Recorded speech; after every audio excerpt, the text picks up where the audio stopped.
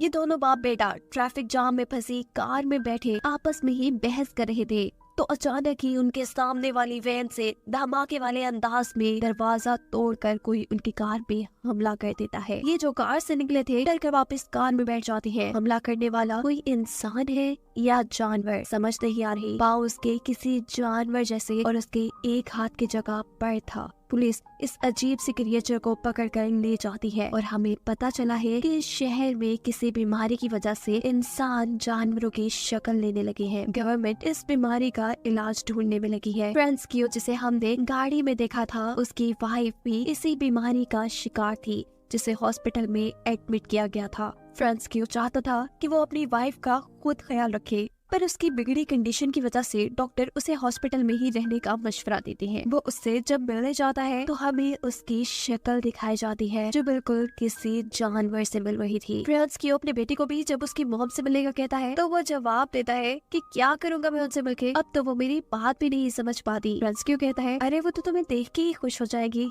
तुम जाओ तो सही। फ्रांस्कियो जिस होटल में काम करता है वहाँ के लोगों ने उसे बताया है कि पास में ही एक नया हॉस्पिटल कंक्रीट से बनाया गया है जो कि ज्यादा मजबूत है क्योंकि वहाँ जानवर बने इंसानों को रखा जाएगा। राहत होने पर अब सभी बीमार लोगों को उस हॉस्पिटल में शिफ्ट किया जा रहा था पर गड़बड़ी की वजह से बस पानी में गिर जाती है। बहुत से ऐसे जानवर बने इंसान मारे जाते हैं और बहुत से गुम हो जाते हैं। रात में फ्रांस्कियो का बेटा भी अपने घर की विंडो में ऐसे ही एक इंसान को देखकर डर जाता है पर दोबारा देखने पे वहाँ कोई नहीं था। उसे लगता है कि ये उसका वहम है। फ्रांस्कियो को जैसे ही इस एक्सीडेंट का पता चलता है तो वो अपनी वाइफ का पता चलाने के लिए एक्सीडेंट वाली जगह पे जाता है और अजीब बात पुलिस ऑफिसर से उसे ये पता चलती है कि उसकी वाइफ ना मरे हुए लोगों में थी और ना ही जिंदा लोगों में, वो कहीं गुम हो गई थी। सीन का ठोकर हमें फ्रांस्कियो के बेटे को स्कूल में बच्चों के साथ टग ऑफ वॉर खेलते दिखाया जाता है जिस अकेले ने ही अपनी हारती टीम को कुछ ही मिनट्स में जिता दिया था। यानी उसके अंदर बहुत ताकत आ गई थी, कैसे ये उसे भी नहीं मालूम था। इस सब में उसका नेल भी टूट चुका था, इसीलिए जब वो घर जा रहा होता है तो उसकी दोस्त उसे रोककर उसे फ्राइडे को होने वाली पार्टी के बारे में पूछती है जिसमें वो किसी वजह से नहीं जाना चाहता था। घर आकर वो नोटिस करता है कि उसकी रीढ़ की हड्डी बाहर निकल रही है। वो डर जाता है कि कहीं वो भी जानवर तो नहीं बन रहा। इस डर में वो जोर जोर से नहाने लग जाता है लेकिन ये कोई महल थोड़ी ना थी जो उतर जाती। यही दूसरी तरफ फ्रैंकियो को सुपर मॉल में वही पुलिस ऑफिसर मिलती है जिससे उसे अपनी वाइफ के गुमने का पता चला था, जो इस वक्त भी यही कहती है कि आपकी वाइफ कहाँ पे कुछ पता नहीं चला, मरे लोगों की लिस्ट में उनका नाम नहीं है और जो लोग जिंदा बचे हैं उनका हम अच्छे से ख्याल रख रहे हैं। इन्हीं बातों के दौरान अचानक मॉल में कोई जोर से चिल्लाता है। अफरा तफरी में जब सारे इकट्ठे होते हैं तो वो आदमी कहता है कि मैंने यहाँ पर एक अजीब इंसान को देखा। सभी वहाँ से साइड पे हो जाते हैं जबकि फ्रैंकियो उस अजीब इंसान को देखने के लिए आगे बढ़ता है क्योंकि उसे लग रहा था कि शायद उसकी वाइफ यहाँ होगी। लेकिन यहाँ पर तो एक ऑक्टोपस के जैसा दिखने वाला इंसान था जो फ्रैंकियो के साथ पुलिस ऑफिसर को देखकर यहाँ से भागने की कोशिश में था। उसने अपने हाथ में आई कई चीजों को ऑफिसर की तरफ फेंका था लेकिन ऑफिसर भी काफी तेज थी और उन्होंने इस इंसान को पकड़ ही लिया था। उसके पकड़े जाने के बाद फ्रैंकियो को यहाँ पर एक छोटी लड़की भी दिखती है जो बिल्कुल एक बर्ड बन चुकी थी। मॉल से बाहर आने पर पुलिस ऑफिसर फ्रैंकियो से पूछती है कि आपने इतना सारा सामान किसके लिए खरीदा है। फ्रैंकियो बातें बनाते हुए कहता है कि कुछ नहीं, मैं सर कैंपिंग पे जा रहा हूँ, इस सामान की मुझे उस वक्त जरूरत पड़ेगी। हालांकि ये सामान उसने अपनी वाइफ को ढूंढने के लिए खरीदा था। उसे लगता था कि उस एक्सीडेंट के बाद उसकी वाइफ जंगल में खो गई है। उसने तो अपने और अपने बेटे के कपड़े भी जंगल में जगह जगह लटका दिए थे क्योंकि अब उसकी वाइफ की सूंघने की सेंस बहुत ज्यादा तेज हो चुकी थी। उसे लगता था कि इन कपड़ों को सूंघ सूंघ कर उसकी वाइफ उस तक पहुंच जाएगी। अब क्योंकि गवर्नमेंट का ऑर्डर है कि ये लोग ऐसे बीमार इंसानों को घर पर नहीं रख सकते, पर फ्रैंकियो यही काम करना चाहता था। वो अपनी वाइफ की देखभाल खुद करना चाहता था और ऐसे में उसे सारे सामान की जरूरत पड़ती। घर आने पर वो अपने बेटे से कहता है कि आज मॉल में 2 जानवर बने इंसानों को देखा गया है और काफी सारे ऐसे इंसान हैं जो उस एक्सीडेंट के बाद गुम हो चुके हैं और मुझे लगता है कि तुम्हारी मॉम भी गुमी हुई है। तुम फिक्र ना करो, हम फ्राइडे को जाकर जंगल में उन्हें ढूंढ लाएंगे।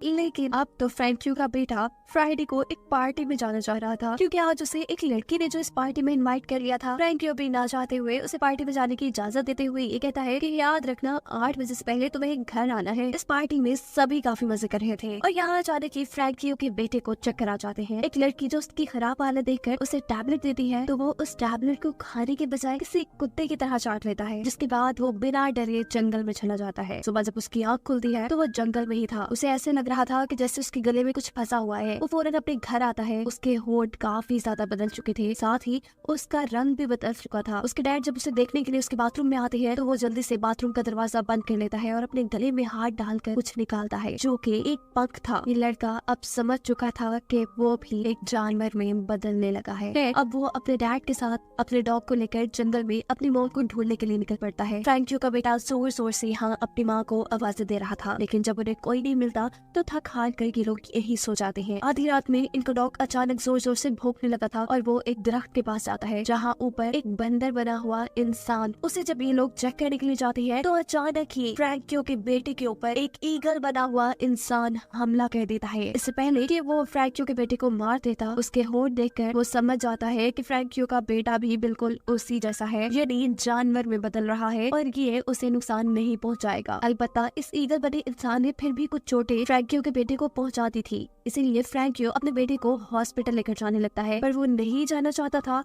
क्योंकि वहाँ जाकर सबको उसकी सच्चाई पता चल जाती कि वो एक एनिमल में बदल रहा है। लेकिन रास्ते में मिल जाती है पुलिस ऑफिसर जो फ्रैंकियो से पूछती है कि आपके बेटे को कोई प्रॉब्लम है क्या। फ्रैंकियो कहता है नहीं, बस इसे कुत्ते ने काट लिया है। पुलिस ऑफिसर कहती है जो भी है हॉस्पिटल तो जाना ही पड़ेगा। वो इन दोनों को लेकर हॉस्पिटल आती है। आर्मी के डॉक्टर्स यहाँ उसकी पट्टी कर देते हैं और पुलिस ऑफिसर फ्रैंकियो को बताती है कि गवर्नमेंट ने अब इस सारे हालात को कंट्रोल करने के लिए यहाँ आर्मी बुला ली है। खैर फ्रैंकियो अपने बेटे को लेकर घर चला जाता है और घर जाने पर उसका बेटा अजीब तरीके से अपनी पट्टी उतार कर अपनी टांगे खोलकर अपनी चोट को चाटने लग जाता है। भूल जाने पर भी उसकी लैब में जब चूहे बोलते हैं तो वो जोर से चीख मारकर उन सभी चूहों को चुप करा देता है, ऐसे जैसे वो चूहे उसकी बात समझ रहे हों। जिसके बाद फ्रैंकियो का बेटा वहाँ से बाहर नदी की तरफ चला जाता है। वो नदी से एक कच्ची मछली पकड़कर खा चुका था और ये सब एक औरत ने भी देख लिया था। इससे पहले कि वो औरत उसे कुछ करती, वहाँ से वो भाग जाता है। जंगल में दोबारा उसे वो ईगल बना इंसान मिलता है जो उड़ने की कोशिश कर रहा था और काफी हद तक कामयाब भी हो चुका था। वो यहाँ अपनी पकड़ी हुई कच्ची मछली उसे देता है, उससे कुछ बातें करता है और ये ईगल बना इंसान उसे बताता है कि मैं बर्ड में चेंज हो रहा हूँ, मैं उड़ना चाहता हूँ लेकिन बार बार गिर जाता हूँ और ऐसे मुझे बहुत चोट लगती है। क्या तुम्हें कोई ऐसी जगह पता है जहाँ पर मैं आसानी से उड़ना सीख सकूँ? ये लड़का कहता है हाँ क्यों नहीं। वो उसे एक तालाब के पास लेकर जाता है। तालाब में से ऊट-पटांग की लकड़ियों को साइड पे करके उसे कहता है कि तुम यहाँ आजादी से उड़ सकते हो और अगर नीचे गिरे भी तो पानी में ही गिरोगे, तुम्हें चोट नहीं लगेगी। यहाँ फ्रैंकियो के रेस्टोरेंट में अचानक ही एक जानवर बना इंसान हमला कर देता है, वो भी फ्रैंकियो के ऊपर ही। फ्रैंकियो नोटिस करता है कि वहाँ एक और भी जानवर बना इंसान था जो इस बड़े जानवर को देखकर वहाँ से डर कर भागा था। शायद वो फ्रैंकियो की वाइफ हो सकती थी। वो यहाँ यही सोच रहा था जबकि उसके ऊपर जिस जानवर ने हमला किया हुआ था वो जोर जोर से चिल्ला रहा था। इससे पहले कि इस होटल में बैठे हुए सभी कस्टमर डर जाते, यहाँ की ऑनर इस जानवर को गुस्से में आकर कहती है चुप हो जाओ। हैरानकुन तौर पर उस जानवर ने ऑनर की बात सुन ली थी। इस जानवर के पाँव में जंजीरें थी जिसकी वजह से वो वापस जंगल में नहीं भाग पाता और कस्टमर वाली साइड पे चला जाता है और थोड़ी देर में पुलिस आकर इस जानवर को पकड़ लेती है। फ्रैंकियो भी ऑफिसर के साथ जंगल के अंदर दूसरे बड़े जानवर को ढूंढने के लिए गया था, पर वहाँ उन्हें कोई नहीं मिलता, लेकिन अपने बेटे की साइकिल मिल जाती है जिसे लेकर जब वो घर आता है और हाथ धोने के लिए सिंक में जाता है तो उसे सिंक के अंदर से कुछ नेल्स मिलते हैं। ये फ्रैंकियो के बेटे ने ही तोड़कर इसके अंदर फेंके थे। फ्रैंकियो समझ चुका था कि अब उसका बेटा जानवर में बदल रहा है। दिखाया जाता है कि क्लास में उसका एक टांग टूट कर गिर गया था, जिसकी वजह से जब सब उसका मजाक उड़ाते हैं तो वो वहाँ से चला जाता है और पहुँचता है ईगल बने इंसान के पास। उससे बातें करता है, उसकी प्रैक्टिस देखता है और उसकी लगी चोटों पर पट्टियां करता है। हराने पर अब उसके डैड उसे कहते हैं मुझे अपने हाथ तो दिखाओ। फ्रैंकियो का बेटा उसे अपने हाथ जब नहीं दिखाता तो अब उसे ये कंफर्म हो चुका था कि उसका बेटा एनिमल बन रहा है। फ्रैंकियो का बेटा भी इसलिए वहाँ से भागता है, लेकिन फ्रैंकियो उसे पकड़ लेता है। वो अपने डैड से कह रहा था प्लीज डैड मुझे छोड़ दे, मुझे ना पकड़े। पर उसके डैड कहते हैं नहीं, मैं जानता हूँ तुम्हारे साथ क्या हो रहा है, तुम जानवर में बदल रहे हो, तुम जैसे भी बन जाओ, रहोगे तो मेरे बेटे ही ना। बस मुझे बताओ कि तुम्हारे अंदर क्या चेंजेस आ रहे हैं ताकि मैं पता चला सकूं कि तुम कौन से जानवर में बदल रहे हो। फ्रैंकियो का बेटा बताता है कि मुझे अब दूर दूर की आवाजें भी बहुत क्लियर सुनाई देती है और वो मेरे अजीब नाखूनों का आना। फ्रैंकियो पूछता है कि क्या तुम्हारे दोस्तों को ये बात पता है, जिस पर वो जवाब देता है कि नहीं, किसी को भी नहीं पता। वो अब अपने डैड गिरी फ्रैंकियो से पूछ रहा था क्या आप भी मुझे मॉम की तरह जंजीरों से बात कर रखेंगे। उसके डैड कुछ देर के लिए खामोश हो जाते हैं और फिर बोलते हैं अभी तो नहीं, लेकिन आगे वक्त का पता नहीं है। अगले दिन फ्रैंकियो के रेस्टोरेंट में एक पार्टी थी। जब फ्रैंकियो का बेटा वहाँ आता है तो उसके नाखून काफी ज्यादा बड़े हुए थे। उसके डैड उसे डांटते हैं और कहते हैं कि तुमने ये नाखून क्यों नहीं काटे। अपने डैड का डांटना उसे इतना बुरा लगा था कि उसने अपने डैड को ही हमला करके जख्मी कर दिया था, लेकिन असल में फ्रैंकियो तो उसे लोगों की नजरों से बचाना चाह रहा था। वो भी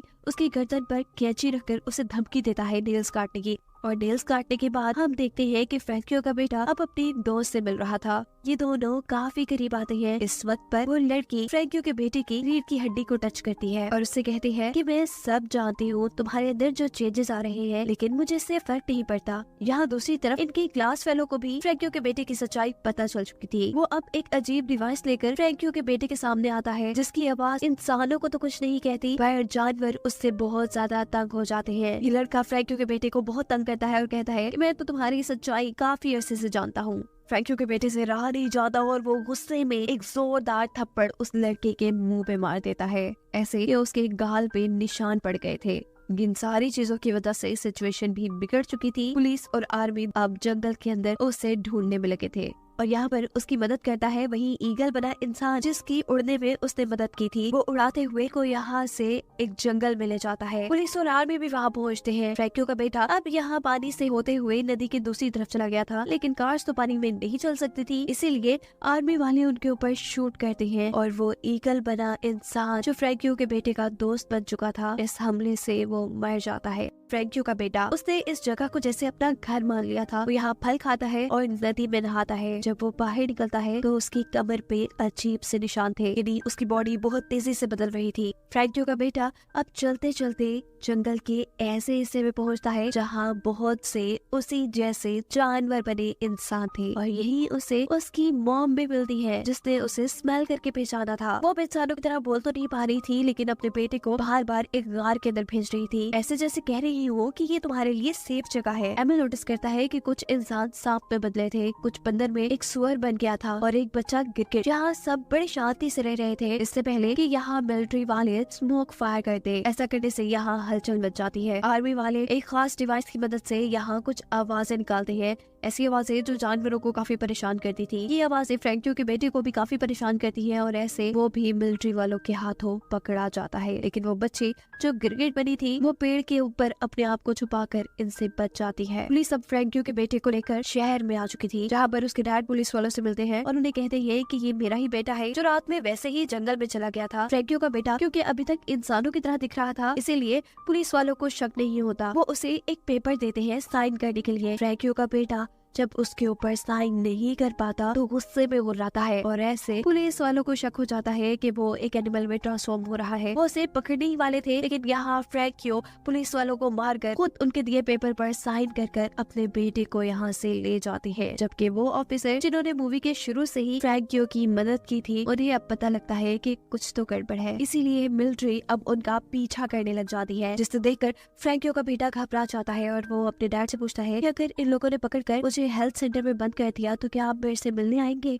फ्रैंकियो कहता है ऐसा हो ही नहीं सकता कि ये तुम्हें पकड़ पाए, मैं हूँ ना तुम्हारे साथ। यहाँ फ्रैंकियो का बेटा उसे ये भी बताता है कि मैंने जंगल में मॉम को देखा। फ्रैंकियो को भी ये सुनकर अच्छा लगता है। वो तेजी से अब अपनी गाड़ी को जंगल के बिल्कुल दरमियान में छोड़ देता है और अपने बेटे से कहता है जाओ तुम इस जंगल में आजाद रहना, तुम यही खुश रहोगे। बिना वक्त जाया किए फ्रैंकियो का बेटा वहाँ से भाग चुका था। फ्रैंकियो की आंखों में आंसू थे, खुशी के आंसू, क्योंकि उसने अपने बेटे को उनके ऊपर होने वाले गवर्नमेंट के टॉर्चर से बचा लिया था। और इसी सब के साथ ये कहानी यहाँ खत्म हो जाती है।